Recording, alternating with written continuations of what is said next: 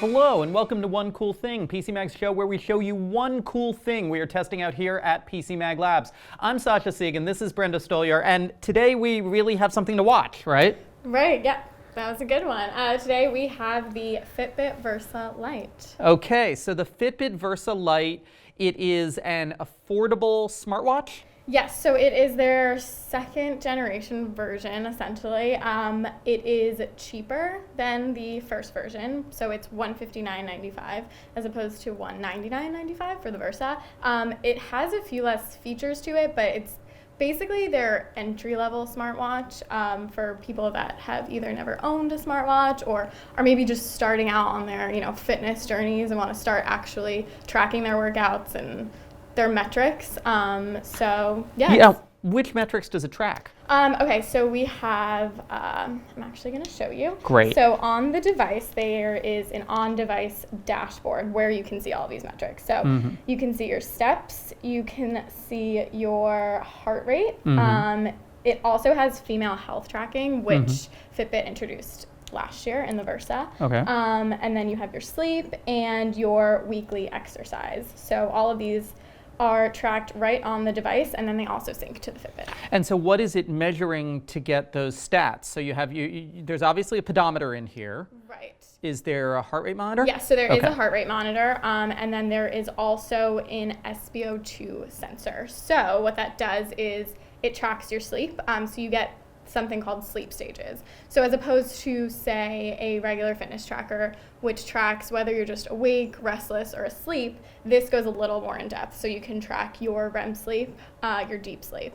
And then the SpO2 sensor specifically can track disruptions in breathing while you're asleep. So it can help to detect things like sleep apnea or maybe even allergies, things that you really wouldn't notice because you're asleep. So how accurate are all of those things? So I would say we basically test, sleep tracking is a little difficult. And so yeah, can you have someone like stand over you watching you sleep, or do you have like a camera on you like in Paranormal? As weird as that sounds, I wish, because when I write about, sleep tracking, I'm like, it tracked how long I slept. The thing I really look for, though, is if it can detect when I fall asleep versus when I'm just like on my phone, laying down, scrolling through social media.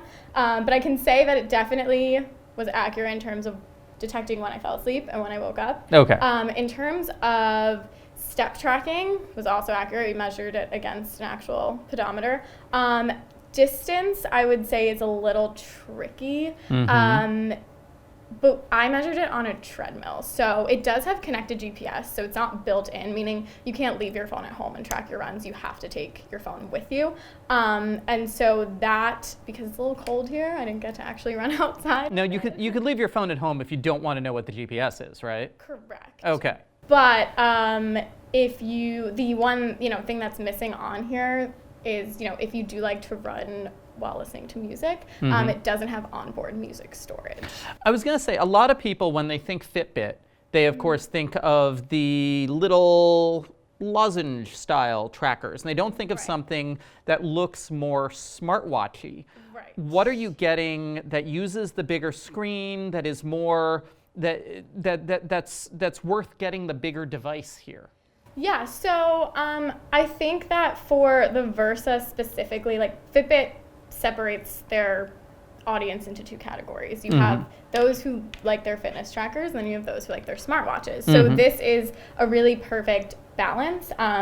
Unfortunately, I don't have any notifications right now, but you do get to see your text messages and your calls. You can choose through a variety of Fitbit's app in their gallery that's available.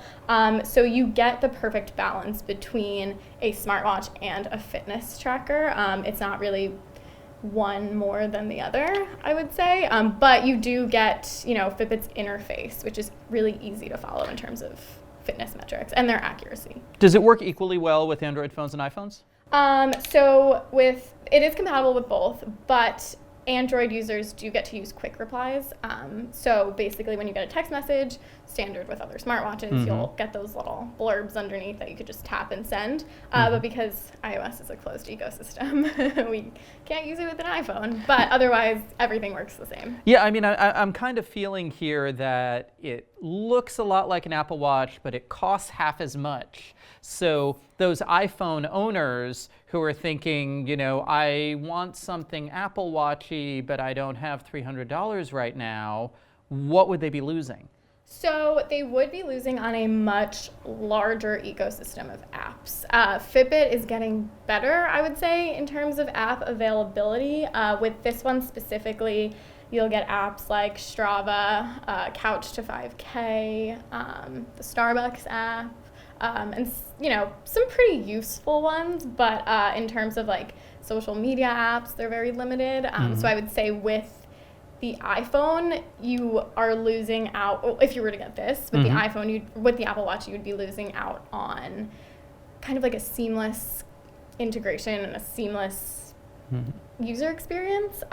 So, it's I would say that if you find interacting with notifications important to you, and if you find that a lot of apps that you use on your phone you want to be able to use on your watch, then it might be worth it to spend that extra money. I am someone who doesn't like using the small display even on an Apple Watch to answer text messages. I also mainly answer calls on my phone, so I very much use a smartwatch or a fitness tracker that do have smartphone notifications just to view them, so I don't interact with them as much. And I'm an Android person, and I do like responding to notifications and stuff, but I've typically used Samsung watches. Right, which also, and use a Samsung device? Sometimes. Okay. Yeah, it's definitely better with the Samsung phones. Right. So yeah, it's very, I think it's dependent on what you find important in your everyday experience, but yeah, I would say the main thing you're losing out on is the ability to answer text messages and that larger app availability. Is it waterproof? It is. So waterproof up to 5 ATM, I want to say. You can swim with it, but not dive with it. Yes, yeah, so you can swim. Okay. The thing with this, though, the Versa Lite versus the Versa, is that you cannot track laps with the Versa Lite. So if you are a swimmer and you want to be able to track your laps, the Versa would be the way to go. Now it can't do laps, and it also can't do height, right? Yes. Yeah, so it can't track floors climbed. So if you're a superhero, yes, that wouldn't be the ideal tracker. Going high altitudes, you would not want the Versa Lite, which, I mean, typically I never really pay attention to floors climbed. It's a nice stat. No, but that's actually a thing I've gotten into recently. Really? Because okay. Because with my old man exercise routine, I'm making a big deal out of climbing stairs a lot when I could take the elevator. Right, okay. And it's really good to get that feedback of, especially when you start doing it automatically of, hey, yeah, I climbed 12 flights yesterday. Right. So, it definitely puts into perspective when you see your steps and your distance and then your floors climbed. You kind of start to feel a little better when it's 12 floors climbed. You're like, okay, I did enough for today. So now, this is purple. Can you replace the band, and does it come in other colors? You can replace the band. I noticed that Fitbit with the Versa Lite kind of went a little brighter in their color combinations. So this is, it goes by mulberry, but it's, I would say, very, very purple. Very vibrant. The straps are interchangeable. Like the Versa, the way to change them is a little difficult sometimes with the quick pin release, but nonetheless, you can swap them out. But I would definitely say this color is more your style than my style. Are there other colors available? There are. There is a marina blue. Okay. And then there is a silver case option that comes with a white strap, I want to say. And then there are additional straps that you can pair it with that they sell separately. Are they all the same material? Can I get a fabric strap? Can I get a metal strap? Yes, so they are coming out with a hybrid woven strap, which I have yet to see in person, but that will be coming when the Fitbit is available for purchase. But they are also, interestingly enough, are compatible with the Versa accessories. So everything is backwards compatible. So if you don't want to wait for certain, accessories, you can purchase anything that the Versa already has available and just swap it out. What's the battery life like? So Fitbit says it should be up to 4 days. I I used it a lot more than the average person would. I use the features a lot more. So a lot of swiping and tapping on the lot of swiping screen and where somebody tapping. might not otherwise. Yeah. So I got 2.5 days, which, with the Versa, I did reach, I want to say 3. Still longer than your Apple or Samsung Yes. watch, though. Yeah, so the great thing about it is regardless of the fact that it didn't, hit that 4-day mark, I did not have to come home and charge it after a workout. Or, I didn't wake up after sleep tracking and it was dead. Great. So I didn't have to worry about it dying. Yeah, that always confuses me. Why don't you put it on while I say this? Yeah. But it always confuses me about watches and sleep tracking, because if I'm wearing a watch for sleep tracking, when am I supposed to charge my watch? Right. Which I will say, I don't have like exact concrete numbers, but I will say that it definitely drains the battery. I feel like if you don't use it to track your sleep every night, you will definitely be able to get 4 days out of it. Okay. But what helps is I do turn off the display and turn off the notifications. So when I'm like moving around in my sleep, the display isn't constantly turning on and off to drain the battery. So there's little things you can do to kind of stretch out that battery life. So we like it, but we didn't give it an editor's choice, even though it's affordable and does a lot of things. Yes, so I think that, the fitness tracker world is very overwhelming, and there's tons to choose from. So for a beginner, I would say that this is a great choice.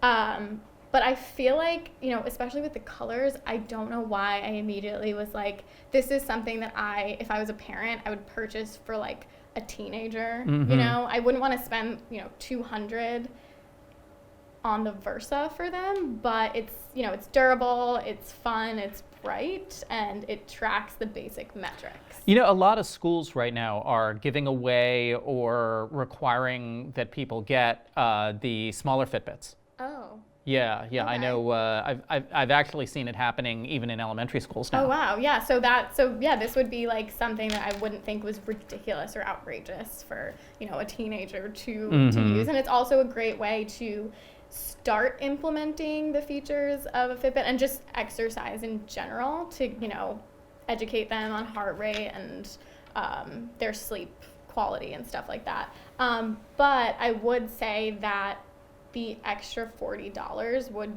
it would go towards onboard music storage, Fitbit Coach, so you don't get on-screen workouts with the Versa Lite. So Fitbit has Fitbit Coach, which is where you can just simply you tap on the Fitbit Coach app and literally on your wrist, you can just follow along with it. Tells you what to do. Yeah. Okay. Yeah. So especially it's interesting that Fitbit kept that out, because especially for beginners who are just starting to work out, that's something that even I will reference. Yeah, that sounds really appealing. Yeah. As opposed to using your phone and trying to follow along, especially at the gym. So it definitely sucks that they kept that out. So yeah, I think also if you want to be able, like I said before, to run without your phone, you want to have that music, just little things that you wouldn't think of are worth that $40. Yeah, the onboard music especially. I like to listen to music all the time, and being able to leave my phone behind is a really nice plus, because you can listen to music, you can be in the moment, and you are not tempted to look at your text messages. Right, exactly. Yeah. And you're lighter, you just feel lighter. You don't have to worry about, getting one of those armbands and putting, it's less accessories, and it's a better experience. And I think I would have given it the editor's choice if the price was a little lower, because $159.95 versus $199.95 isn't a crazy. Well, it's kind of a Fitbit thing that they've decided they have a product every $30, because they have a $129.95. That's one of the Altas, right? $129.95.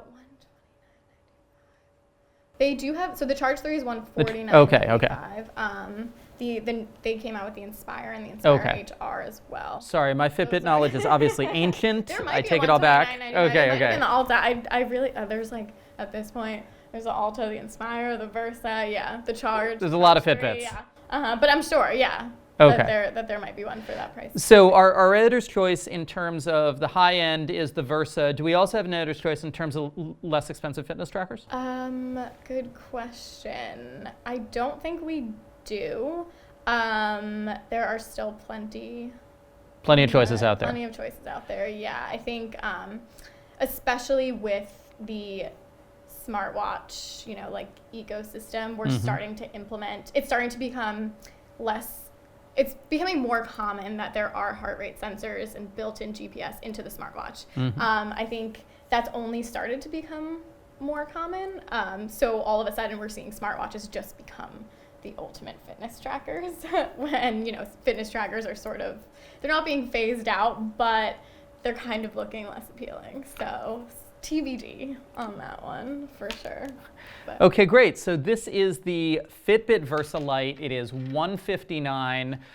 It is 4 stars, but we're not rating it our editor's choice because we do suggest that you spend a little more money, get the Fitbit Versa for $199. Full review is up on PCMag.com, along with a lot of other fitness tracker and smartwatch reviews. Thank you all for watching. This has been One Cool Thing from PC Mag. Please like and subscribe, and we'll see you again.